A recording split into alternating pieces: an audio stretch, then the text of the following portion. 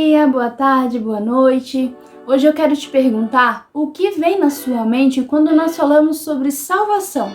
Eu te pergunto isso porque é um tema extremamente falado e muitas vezes acaba ficando no ar o que de fato isso quer dizer. De primeiro momento, existem dois sentidos para a salvação bíblica. O primeiro é no sentido de libertação eterna, que é aquela que vai acontecer quando Jesus vier buscar os que de fato são igreja para ter como herança a vida eterna no reino de Deus. E o segundo sentido é no sentido de libertação física, quando alguém está em perigo e recebe livramento pela ação de Deus. Mas em ambos os sentidos, a salvação bíblica tem a ver com libertar-se do sofrimento. E se falamos em sofrimento, devemos lembrar que a origem de qualquer sofrimento vem do pecado que nós carregamos. Então você deve estar se perguntando, afinal de contas, Deus nos salva do quê? Bom, Deus ele nos salva dele mesmo. Ele nos salva da ira que existe nele contra o pecado, e enquanto nós não nos arrependemos do nosso pecado, a ira de Deus está sobre nós. E triste é a alma que morre sem antes ter sido perdoada de seus pecados. E é por isso que nós não podemos desvincular salvação de condenação. Porque se nós somos salvos, somos libertos da ira de Deus e ganhamos a vida eterna no reino onde não haverá mais morte nem dor.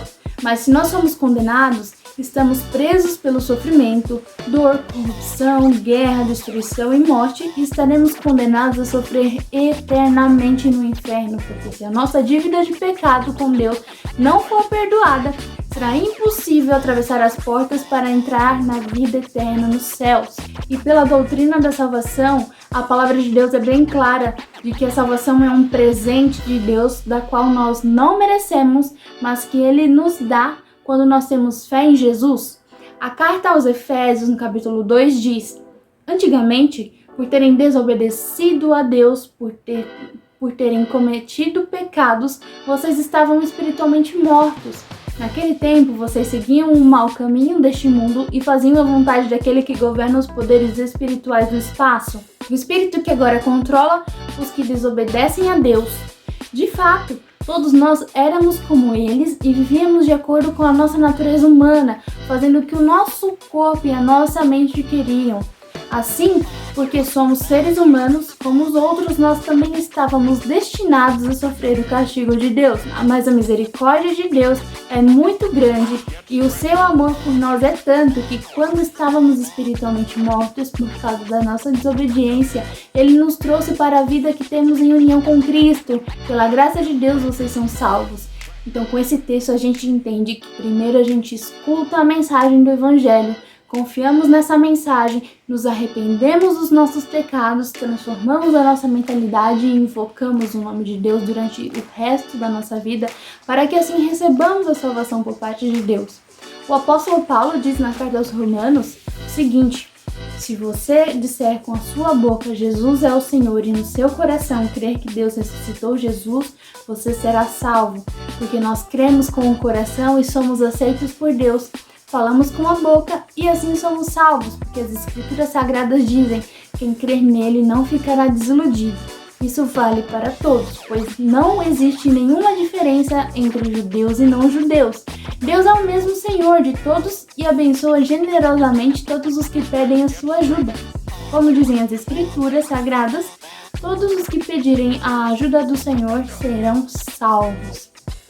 É importante sabermos que não somos nós quem conquistamos a salvação, mas é Deus quem decide por ela. Não vai ser o tanto que você acertou ou o quanto você errou que vai determinar se você vai ser salvo ou não.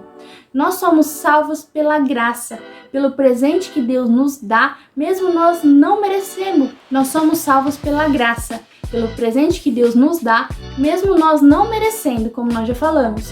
Isso quer dizer que você pode fazer infinitas boas obras, ajudar os pobres, fazer caridade e muitas outras coisas boas.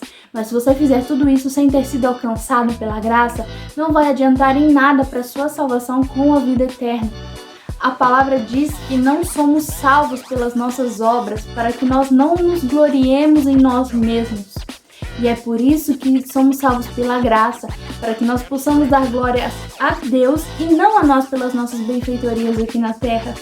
E é claro que, uma vez alcançado pela graça, nós somos naturalmente levados pelo Espírito Santo a praticar boas obras aqui na terra.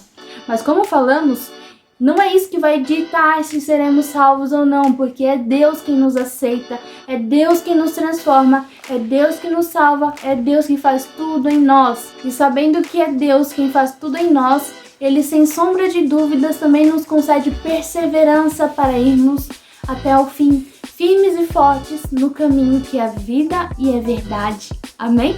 Até o próximo tema. Tchau, tchau!